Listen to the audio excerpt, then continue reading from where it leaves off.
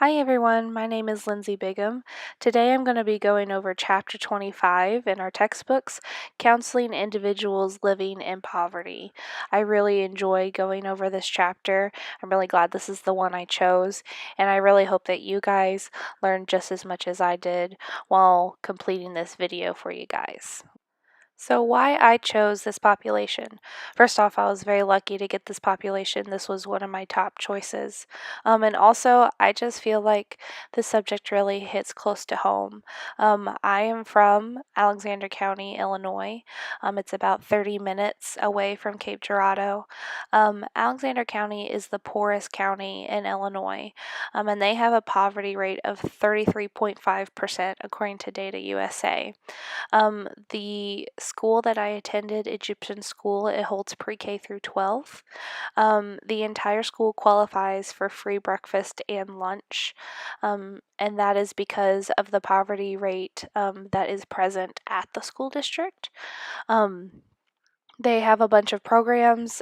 They have a closet that students can receive some clothes if they need clothes. And then I am also doing my practicum there. And I am also a Gear Up facilitator there. I teach them about college and career readiness. And that school was only able to access that grant because of the poverty level that it had. That this grant that I'm employed through could only be for schools that needed it, that showed a need. So this definitely hits close to home for me. Some of my clients that I'm seeing now are in poverty. Their families are in poverty. So that's why I decided to choose this population. So here are some characteristics of those living in poverty, some statistics for you. All these statistics came from our textbook. I really enjoyed reading our textbook chapter about this. I thought it was very informative. So the American poverty rate was 14.5% in 2013. But of course, the poverty rate is different based on your race. So the poverty rate for whites was 9.6%. It was 27.2% with African Americans, 23.5% for Latinas or Latinos, and 10.5% for Asians. Children is the age group most likely to live in poverty, and their poverty rate is 19.9%. And then this also affects gender. So women are more likely to live in poverty, than men. Among women, the poverty rate for black women is 25.3%. It's 23.1% for Latinas, and then 26.8% for Native Americans. Some more characteristics for you, and I have to apologize. I do see a typo on my slide that you're seeing right now. The first number should be 24,250. Okay, so according to the Department of Health and Human Services guidelines, so a family of four, they have to earn less than 24,250 per year to fall beneath that poverty line. So if you are a family of four and you make 24,251, you would not be counted as poverty. So if you make $1 over that line, you're not considered in that poverty line. So some consequences of that might be you might not qualify for certain aid from the state or from the federal government. And this also affects our students as well. Because when it comes time for them to go to college, there are some scholarships that they might not qualify for when they truly need that aid. The $1 difference could be the difference between them getting aid to help them going towards college and not. Of course, this population has its strengths as well.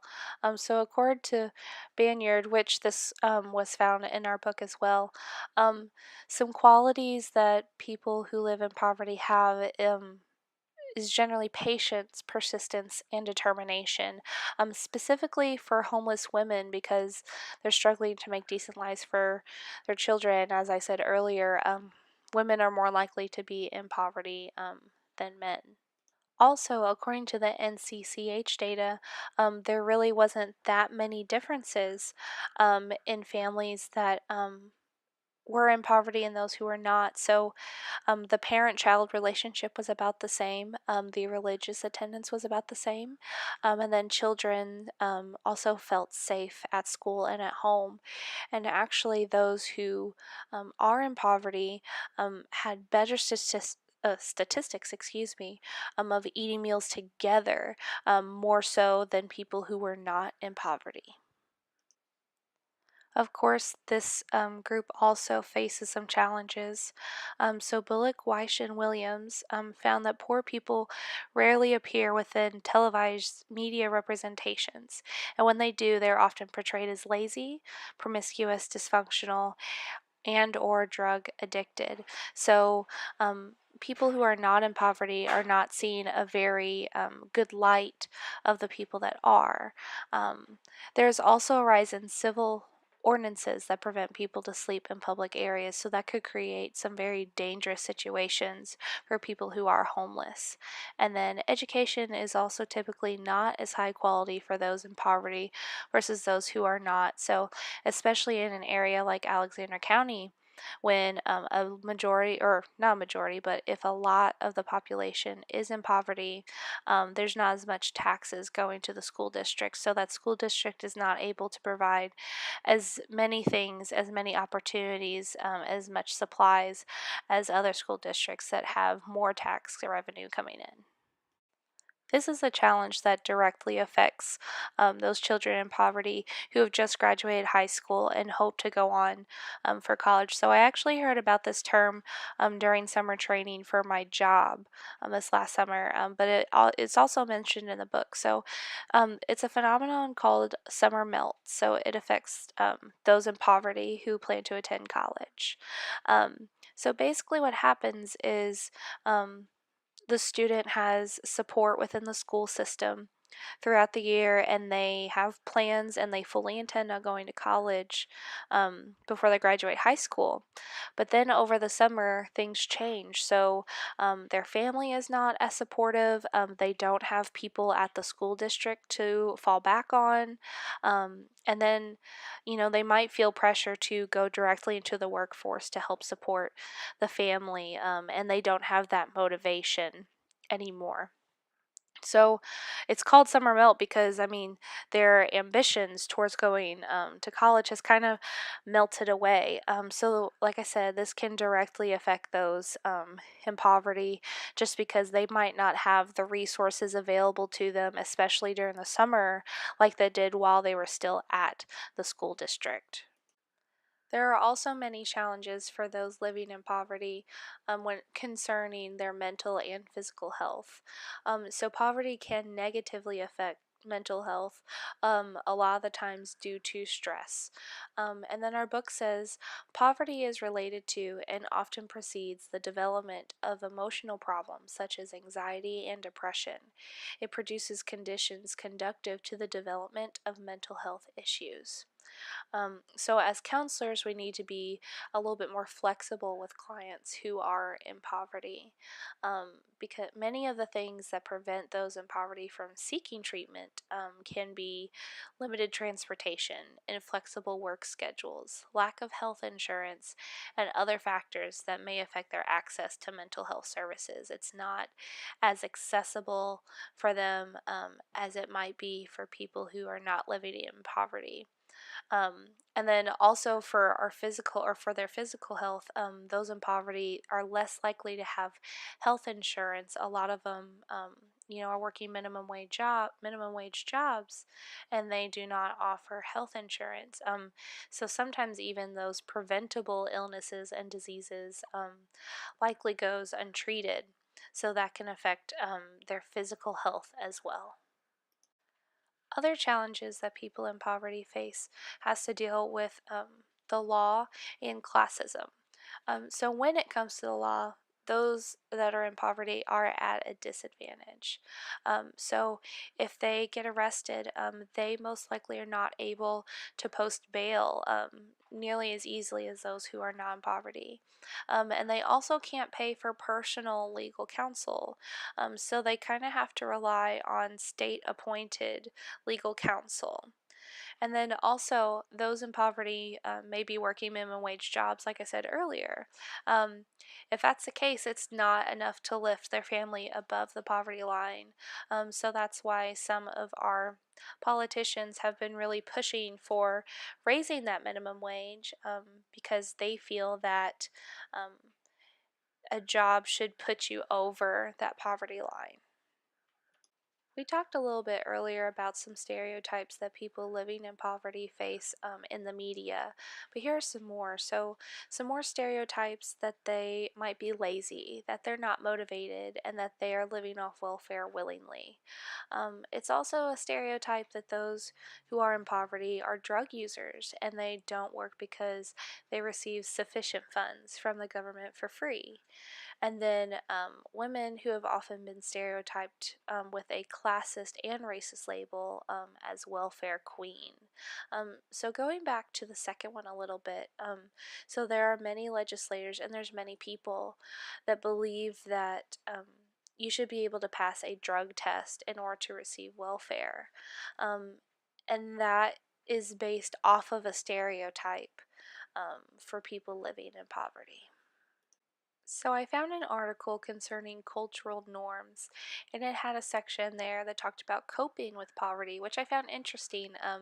I really hadn't thought about how people that live in poverty could cope with it, which, might be a reason why they're coming to see us as counselors. So I found a few coping skills, but the article emphasized that whichever ones they use definitely depends on their specific cultural factors. So, a few ways is using family ties, exchanging goods within friendship networks, so more like a bartering system, seeking help from the state, like welfare, for example. Turning to private organizations, there are a lot of organizations that can help people in poverty or the homeless population as well. And then also relocating, going somewhere that might have better opportunities for them and their families. The same article talked about how you could escape poverty as well. Um, so it said those who live in similar situations either escape poverty or stay in it in drastically different ways. And why was that? Because of their culture. So different decisions can lead to very different results, including pregnancy, studying, drug sales, community participation, and robbery. So some people in poverty may not have the social networks to connect them to better opportunities. But then others believe in individualism, and that's a part of their culture. So they choose not to use the networks they have. They might have too much pride in asking for help. So, us as counselors, what are some of the things that we need to be doing, and what are the things we should not be doing with our clients? The book actually had a fantastic section on how we can improve our skills in counseling for those in poverty. So, the first one was supplement your knowledge of social class, poverty, and related issues. So, again, everything I'm getting is directly from our textbook. Although most counselors do not receive training experiences focused on poverty, helpful resources exist. Some of the resources named in the book was Psychology and Economic Injustice, The Color of Wealth, Where We Stand, Class Matters, and Report of the Task Force on Resources for the Inclusion of Social Class in Psychology Curricula. The second one is increase your understanding and awareness of social class privilege. So many counselors in training receive multicultural training. That's one thing that we're doing right now in this class. So it's important that we understand it. The next thing that we should do is learn about the everyday realities of life in poverty. So some students, in the book gives example of social work students. They receive training that educates them about the things that individuals in poverty deal with. So welfare procedures, the housing offices, food stamps, and other aspects of government bureaucracy. So it's better for us to understand how all of that works. That way we can help them and also give them resources. The next one is learn to see the everyday signs of social class stratification and bias. So some things are a little bit more like you understand, like you can see it a lot more clearly. So like people saying oh, I have to have this North Face jacket, or oh, I have to have this Nike hoodie. For some people that are living in poverty, that might be very hurtful to them because they might not be able to afford those corporate or designer logos. And then classist microaggressions, so that includes the use of class reference words to indicate favorable or unfavorable evaluation. So, describing an object as classy or high class versus low class or low rent, that can definitely be harmful to someone living in poverty. The next one is integrate a social justice framework within counseling practice. So, a lot of times, counselors who work in poor communities, they don't have the nicest schools, they don't have the nicest housing developments.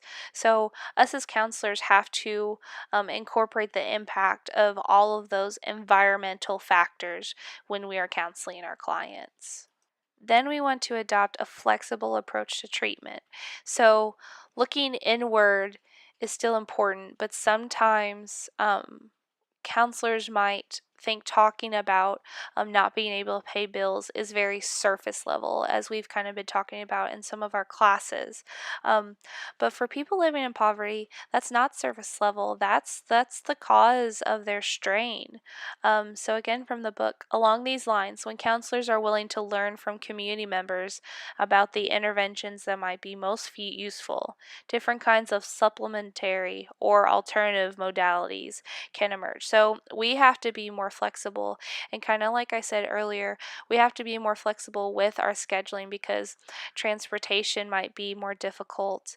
The work schedules might be different as well. We also have to be willing to incorporate problem solving and resource identification within sessions, but don't assume that this will be the focus of the work.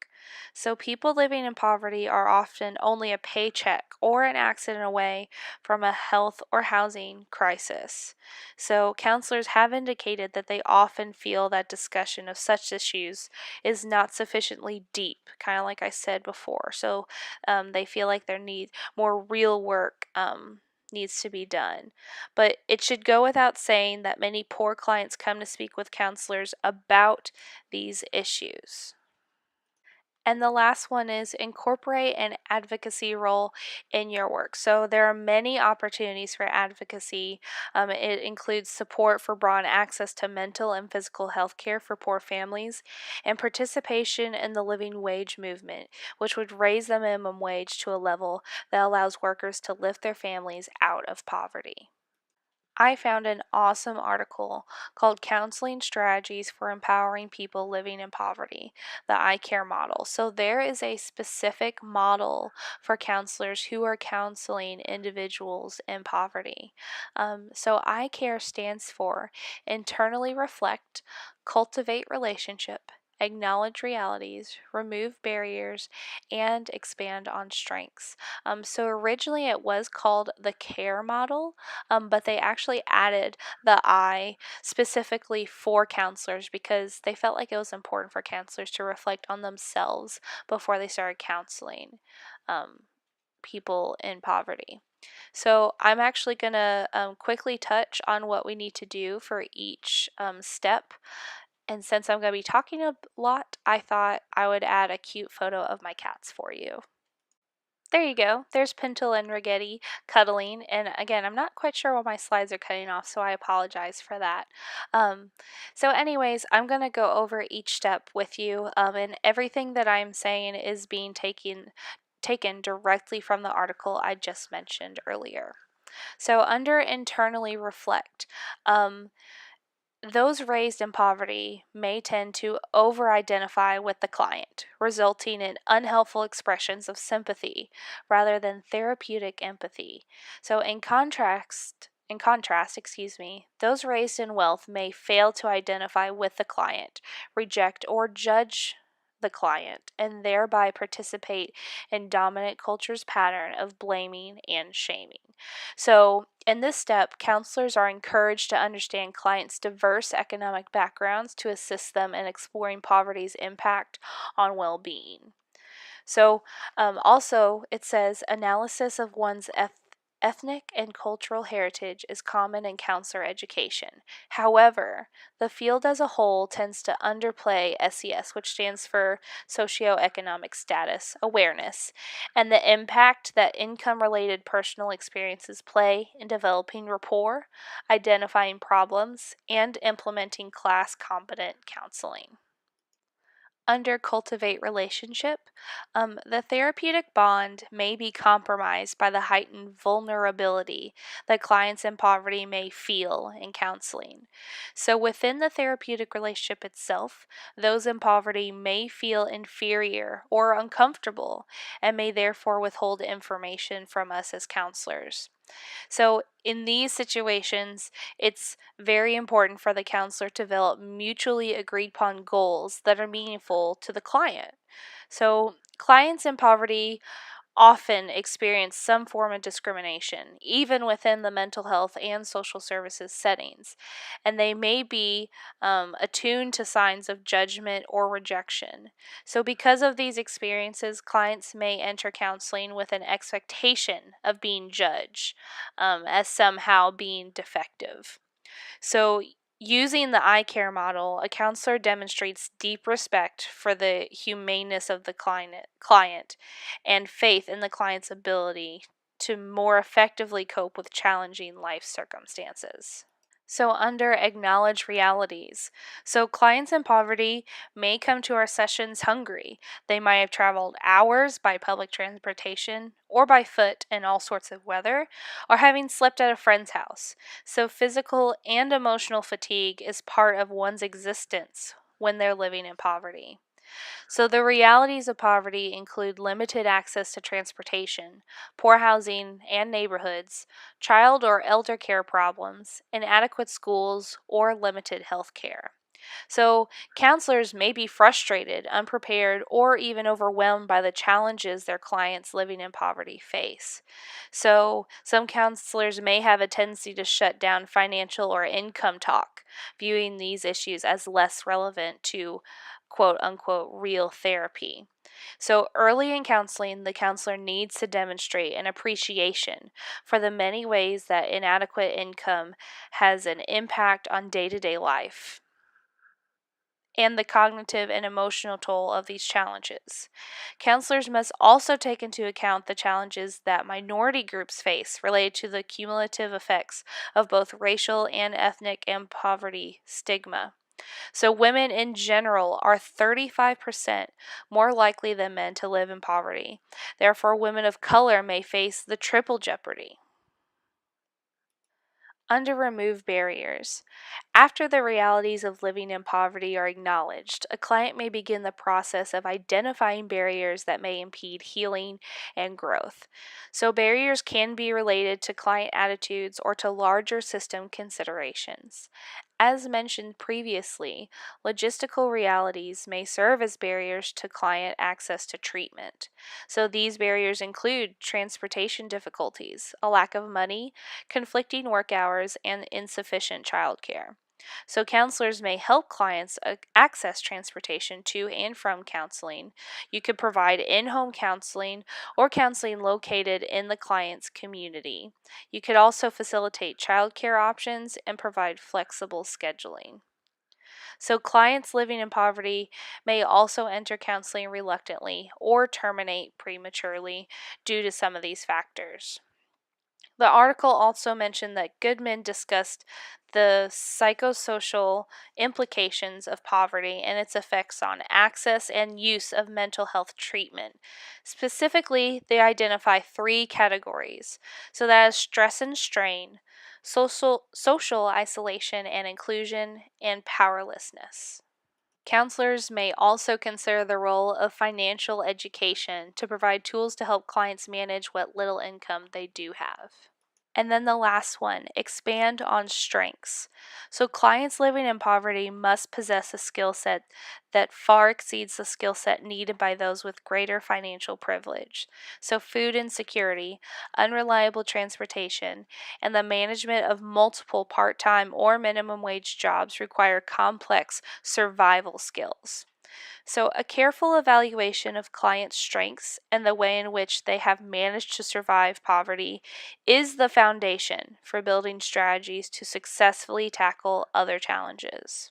In the article, it says Kaplan identified 7 financial coping strategies in a study of individuals with mental illness receiving supplemental security income. So, the first one, using outside subsidies or programs.